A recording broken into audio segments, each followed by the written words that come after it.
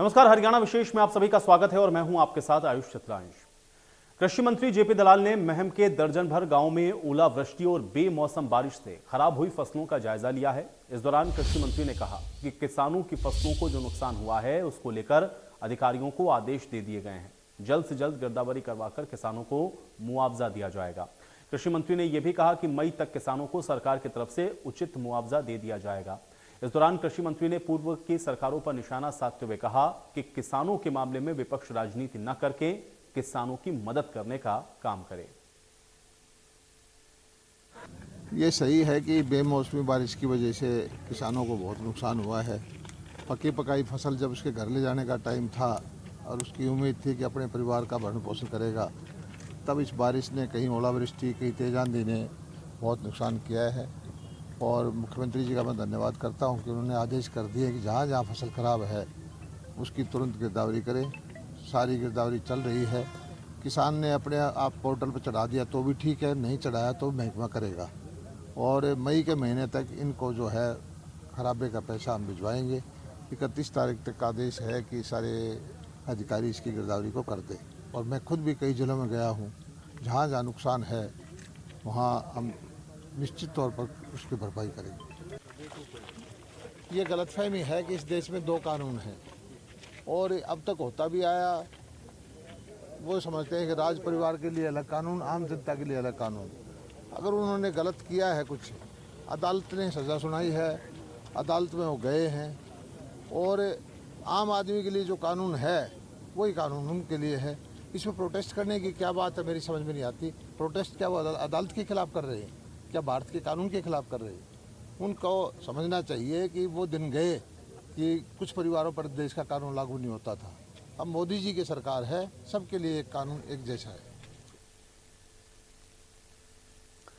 तो प्रदेश के कई जिलों में सरसों की खरीद को लेकर किसानों की मुश्किलें कम होने का नाम नहीं ले रही हैं। कहीं हैफेड की मशीन में गड़बड़ी की शिकायत मिल रही है तो फिर कहीं अधिकारियों पर सरकारी रेट पर खरीद नहीं करने के आरोप लग रहे हैं।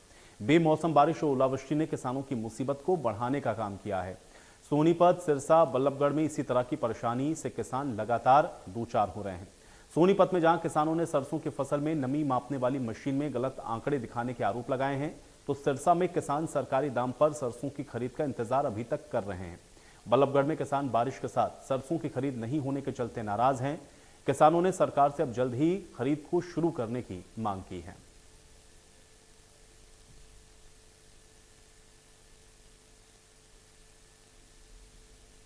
बल्लभगढ़ की अनाज मंडी में आपको बता दूं, जो सरकारी खरीद ना होने के कारण जो सरसों है आप देख सकते हैं यहाँ पर फैली हुई है और किसान आए हुए हैं, काफी परेशान हैं।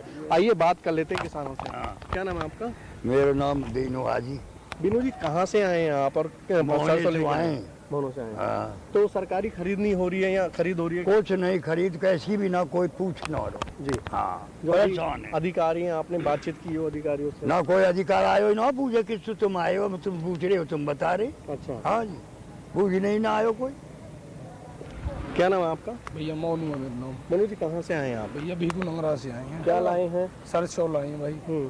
कोई पूछ ही ना, आली है, गीली है, ऊपर से बारिश है, कहा करे खाने के ऊना।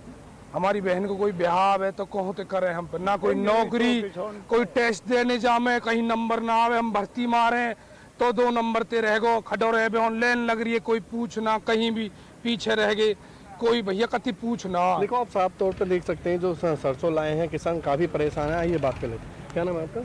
हमारी बबलू। बबलू, कहाँ से आए हैं आप? भाई गाँव नौला भीखू। तो सरसों लाए हैं तो क्या दिक्कत है? भाई गेहूँ लाए हम तो बकीनर है, सुबह से फैला कर रखे उनने, सुखा रहे उनको। जो अधिकारी हैं यहाँ के, तो क्या बात हुई है और क्या कह रहे हैं? वो तो दिन करेवन की शाम के 4 बजे बिकेगी, ये इस रेट बिकेगी 2200 या उस रेट बिकेगी 1 किलो। और ये बात और वो बात, मन की जी आपकी इच्छा, जो आप लेंगे, जो सरकार लेगी उस रेट दे देंगे, और क्या कर सके भाई हम।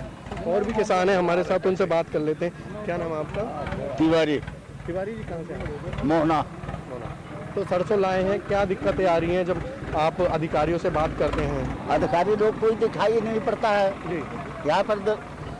कोई भी दाम में लेने के लिए अधिकारी लोग तो यहाँ पर बोले थे कि क्या नाम 28 तारीख को होगा, पहले 25 को बोले, 28 को बोले, अब क्या बोल रहे हैं कोई आता ही नहीं।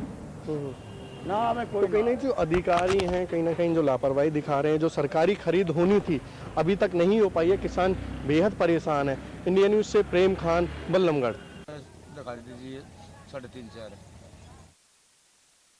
मलाओ दे 12-13 पाओ दी, फिर वो थी 8 की 8 की उसमें जो थे 8% दिखाओ दिया 11-12 तो 11-12 दिखाने में तो फिर खरीद नहीं हो रही होगी, खरीद बंद थी सरकारी खरीद नहीं हो रही थी। ना बंद थी खरीद क्या क्या कहते अधिकारी क्या कहते थे यहाँ पर जो परचेज ऑफिसर जो रहते हैं? वे न बंद नहीं है सर, समय भी नहीं इसमें, इसको फैलाओ और सुखाओ इसको। तो आप यहाँ कै दिन से हो?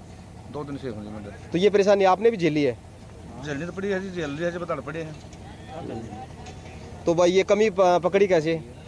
ये तो जी हम 5-4 जने हो गए, वो देख कर उस मशीन उड़ ले गए, दूसरी मशीन में डालने करके देखे, उसने सही दिखाया, वो 3-4 पॉइंट का फर्क पा गया उस दूसरी मशीन में। इसमें भाई यूँ कह रहे थे कि ये तो मशीन पीछे से सेट हो रही है और ये इस तरह होया कर है, कंपनी वाले ने हमने 3-4 बार ठीक करवा ली, लेकिन हमने अपनी तरफ से चेक करके देखी, जितना हमने ज्ञान था हमने खाली में मुझसे चेक करना कि 3.5, 3.7, 3.8 दिखा रही थी, और मतलब सरसों में लगा रहे थे तब हमारी नमी ज़्यादा दिखा रही थी। कल का बैठा मैं, परसों सोमवार को बिकी सी 5150 रुपये सरों, काले का 4950 रुपये लगे यार। मैं तो वापस लेके जाऊँगा, नहीं ना लगे करे। 2.25 किलो की फसल लेके आए हैं, स्थिति सही नहीं है, यहाँ व्यवस्था भी सही नहीं है, दाम सरकारी के हिसाब से सही नहीं मिल रहे जी इन्हें। जो 54-55 बिक रही है वो 4300-4200 में खरीद रहे हैं जी। हमारे को एक तो ऊपर नुकसान, फसल का नुकसान हो गया जी ओलावृष्टि से, दूसरा हमें सही दाम नहीं मिल रहा जी, इसलिए किसान बहुत दुखी हो रहा है जी।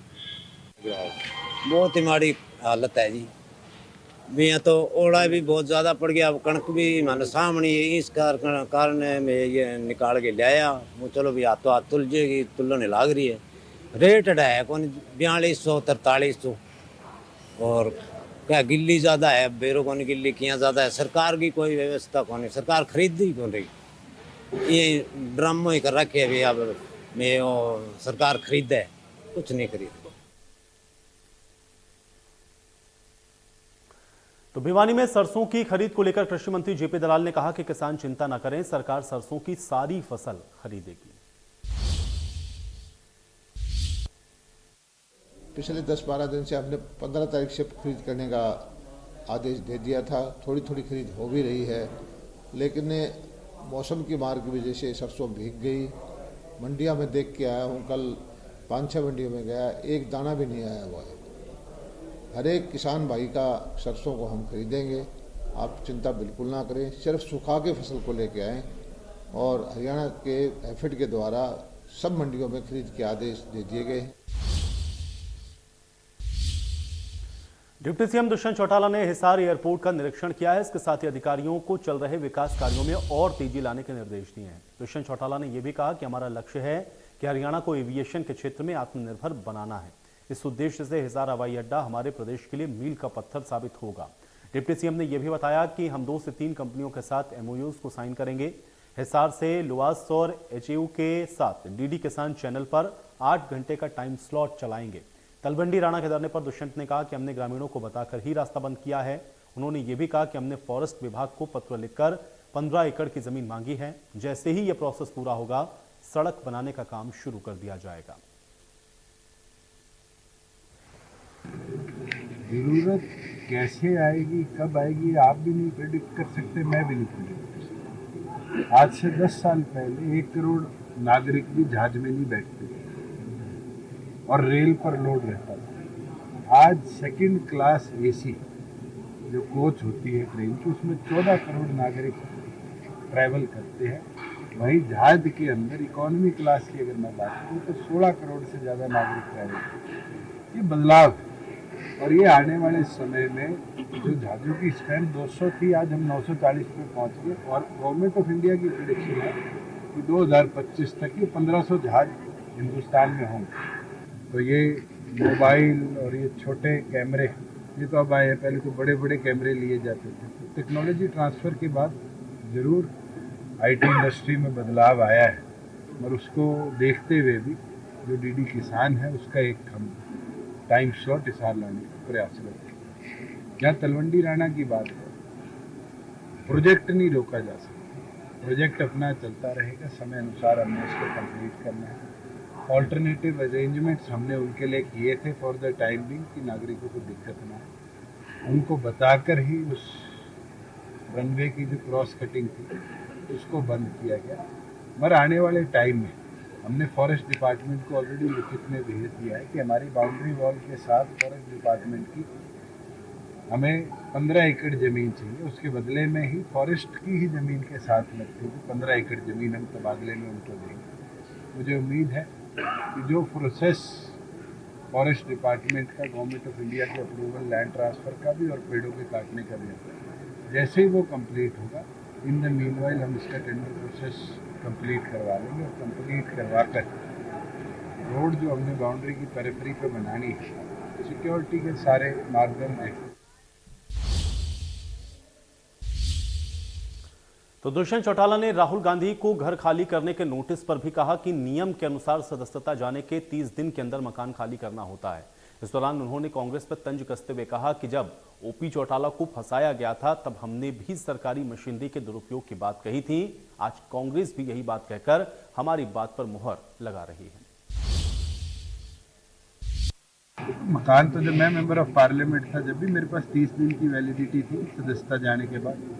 गुप्ता जी और मैं आज सरकार में कैबिनेट में हैं। जिस दिन सत्ता परिवर्तन होगा, नई सरकार आएगी, हम कंटिन्यू करेंगे, ये तो किसको पता है भविष्य में क्या होगा।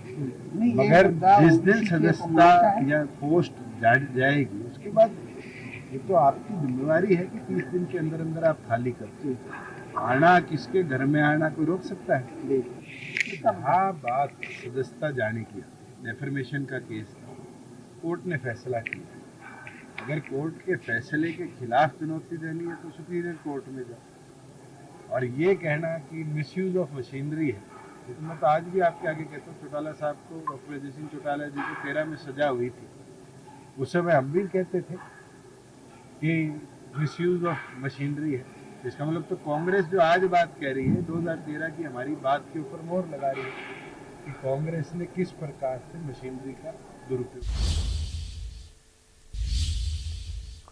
गुरुग्राम में बीजेपी प्रदेश अध्यक्ष ओपी धनखड़ ने कांग्रेस पर निशाना साधते हुए कहा कि भ्रष्टाचारियों पर प्रहार होने से कांग्रेस तिलमिलाई हुई है। धनखड़ ने यह भी कहा कि कांग्रेस भ्रष्टाचारियों पर कार्रवाई का विरोध कर रही है। उन्होंने ये कहा कि पीएम मोदी भ्रष्टाचार विहीन देश बना रहे हैं। इस मौके पर धनखड़ ने भ्रष्टाचारियों से लड़ाई में पीएम मोदी के साथ एकजुट होने की अपील की है। भगवान राम ने जिस प्रकार से प्रण करके दुनिया को निश्चरविहीन किया था, इसी प्रकार से मोदी जी भ्रष्टाचार विहीन भारतीय इस धरती को, इस धरा को कर रहे हैं, उसके लिए कटिबद्ध हैं। ये भ्रष्टाचारियों पर कठोर प्रहार हुआ है तो सभी तिलमिला उठे हैं, एकत्रित आ रहे हैं, काले काले कपड़े पहनकर आ रहे हैं। ऐसे में अब सब भारतवंशियों को तो राहुल गांधी के सदस्यता को लेकर के जेपी दलाल ने कहा कि राहुल को सजा कोर्ट ने सुनाई है। वहीं केजरीवाल को लेकर जेपी दलाल ने कहा कि उनके दो मंत्री जेल में हैं और वो राहुल की सजा से डर गए। केजरीवाल जी के कितने मंत्री जेलों के अंदर हैं। शराब का घपला उन्होंने किया, दूसरे घपले उन्होंने किए और ये भी दिखाया कि उनके मंत्री जेलों में भी किस तरह से ठाठ से रह रहे हैं। अब उनको ये लगता है कि उनके ऊपर भी कहीं न कहीं वो ना आ जाए, कानून उनको शिकंजा ना कस ले, इसलिए वो इस तरह की बातें कर रहे हैं।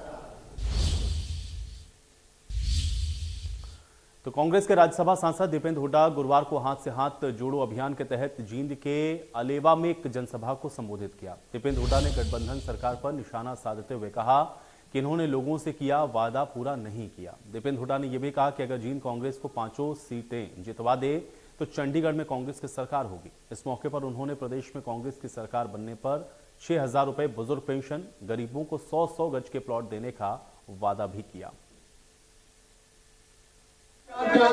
रोजगार समाप्त कर दिए गए पूरे देश में, बड़े बड़े उद्योगपति घरानों के हवाले रेलवे, पोर्ट, एयरपोर्ट किए जा रहे हैं। हरियाणा के अंदर भी 2 लाख नौकरियां जो समाप्त कर दी गई है, रिक्त पड़ी है। 9 साल से शिक्षकों की भर्ती नहीं, जिनकी भर्ती थी पीटीआई से लेकर ड्राइंग टीचर तक, उनको निकाला जा रहा है। फौज की एक भर्ती होती थी, फौज की भर्ती भी 5,500 हर साल हरियाणा से पक्की भर्ती होकर फौज में जाते थे। अब अग्निपथ योजना आ गई, केवल 950 इस साल अग्निपथ में भर्ती हुए हैं। 4 साल के बाद आपको पता है उनमें से 700 बिना पेंशन में घर वापिस आ जाएंगे। आजकल रिश्ता करने भी जाते हैं, बताते हैं कि फौज में गया, तो पूछते हैं कि कौन सी फौज में गया है। 4 साल के बाद बिना पेंशन के वापिस तो तो नगर निगम चुनाव को लेकर गुड़गांव विधायक सुधीर सिंगला ने इंडिया न्यूज हरियाणा के साथ बातचीत में कहा कि अभी नगर निगम चुनावों के लिए और इंतजार करना होगा। सुधीर सिंगला का यह कहना है कि विधानसभा सत्र के अंतिम दिन खारिज हुए संशोधन प्रस्ताव के चलते सितंबर और अक्टूबर के बाद ही निगम के चुनाव हो सकेंगे। नहीं, वार्ड बंदी के पर निर्भर है, लेकिन वार्ड बंदी जब नोटिफाई हो जाएगी तो उसको 1 महीना तो उसके अंदर लगता है कि ऑब्जेक्शन दे सकता है कोई आदमी और सेटल करेगी, और 21 दिन पहले नोटिफिकेशन होता है, तो 51 दिन टोटल पब्लिक को चाहिए वो। तो 51 दिन जब नोटिफाई हुए, वो नोटिफाई अभी इसलिए नहीं हो रही कि माननीय मुख्यमंत्री जी ने ये कहा था पीपीपी परिवार पहचान पत्र के ऊपर उन्होंने वार्ड बंदी करी थी। अब वो परिवार पहचान पत्र की या तो अमेंडमेंट लाएंगे, तो या तो 1 दिन का सेशन लाएंगे वो और उस पर कंसल्टेशन चल रही है कि किस तरीके से जो है उसको लाया जाए, कभी ये वार्ड बंदी परिवार पहचान पत्र पे रखी जाए या उसको जनरल वोटों पे कर दी जाए। और जनरल वोटों पे अगर करी जाएगी तो वार्ड बंदी जितनी करी है वो सारे के सारे दोबारा से रीडिफाइन होगी। तो आम आदमी पार्टी के कार्यकर्ताओं ने प्रदेश में केंद्र सरकार के खिलाफ विरोध प्रदर्शन किया है। इसमें करनाल में आम आदमी पार्टी के कार्यकर्ताओं ने मोदी हटाओ देश बचाओ के पोस्टर लगाने पहुंचे थे, जहां पर पुलिस ने आम आदमी पार्टी के कार्यकर्ताओं को हिरासत में लिया। महेंद्रगढ़ में आम आदमी पार्टी के कार्यकर्ताओं को पुलिस ने हिरासत में लिया है। पार्टी कार्यकर्ता ब्रह्मदेव चौक और कस्बा कनीना पर केंद्र सरकार विरोधी पोस्टर लगाने के लिए आए थे। पार्टी के कार्यकर्ताओं ने यहां पर सरकार विरोधी नारेबाजी भी की है।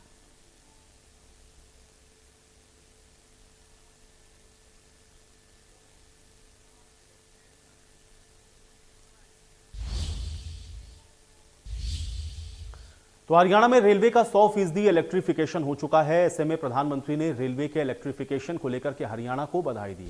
हरियाणा रेलवे में 100% इलेक्ट्रिफिकेशन होने पर बधाई देने के साथ ही कहा कि इलेक्ट्रिफिकेशन होने से कई विकास के अवसर उपलब्ध होंगे। इसके बाद सीएम मनोहर लाल ने भी रेलवे का इलेक्ट्रिफिकेशन होने पर खुशी जताई। इसके साथ ही मुख्यमंत्री ने प्रधानमंत्री मोदी और रेल मंत्री का धन्यवाद किया। मुख्यमंत्री मनोहर लाल ने बताया कि हरियाणा में 1700 किलोमीटर से ऊपर का इलेक्ट्रिफिकेशन का काम पूरा हो गया है।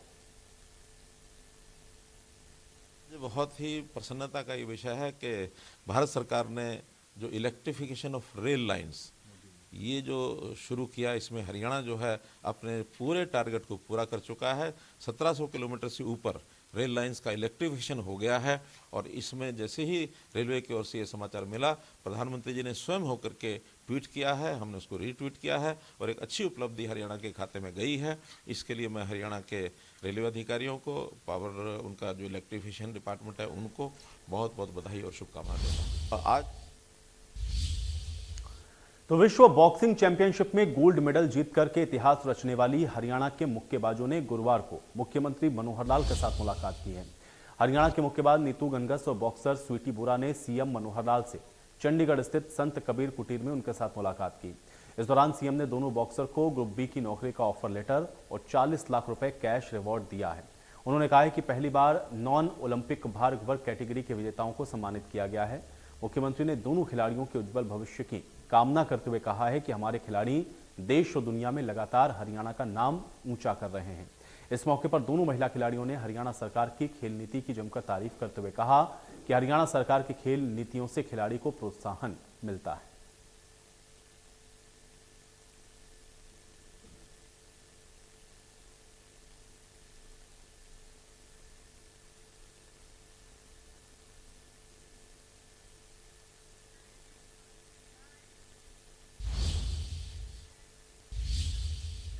तो मानेसर नगर निगम के गांव शिकोहपुर के पूर्व सरपंच लखन सिंह पर 10 करोड़ 76 लाख रुपए के गबन का आरोप साबित होने के बाद खिड़की दौला थाने में 25 मार्च को पूर्व सरपंच के खिलाफ एफआईआर दर्ज की गई।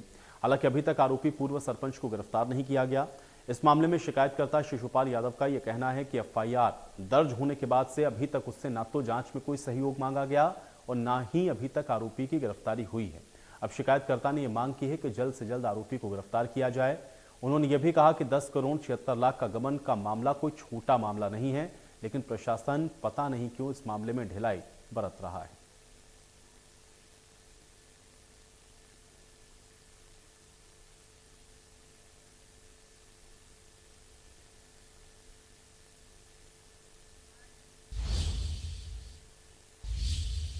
सोनीपत में सफाई कर्मचारियों की भूख हड़ताल लगातार जारी है और पिछले 4 दिनों से कर्मचारी क्रमिक भूख हड़ताल पर बैठे हैं। इसमें कच्चे कर्मचारियों को पक्का करने, कौशल निगम को भंग करने समेत कई मांगे हैं, जिसको लेकर के भूख हड़ताल की जा रही है। कर्मचारियों ने सरकार पर वादाखिलाफी का आरोप लगाते हुए ये भी कहा है कि 4 अप्रैल तक उनकी भूख हड़ताल जारी रहेगी और अगर उनकी मांगों को पूरा नहीं किया गया तो फिर वो बड़ा आंदोलन करने को मजबूर होंगे।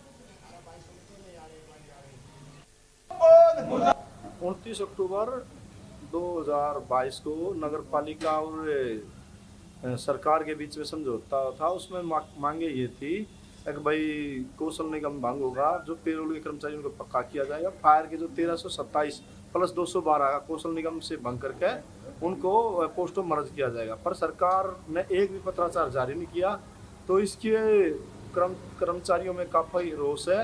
27 मार्च से लेकर 4 अप्रैल तक का भूख हड़ताल का संघ की तरफ से आह्वान है। अगर फिर भी सरकार नहीं मानती है तो मजबूर में आके नगर पालिका कर्मचारी को आंदोलन की तरफ जाना पड़ेगा। आज हमारी जो भूख हड़ताल, क्रमिक भूख हड़ताल है, चौथे दिन में प्रवेश कर चुकी है। हमें क्रमिक भूख हड़ताल इसलिए करनी पड़ी क्योंकि संघ और सरकार के बीच में जो समझौते होते, सरकार ने प्रोसीडिंग जारी कर दी, लेकिन एक भी कोई परिपत्र कोई जारी नहीं करा।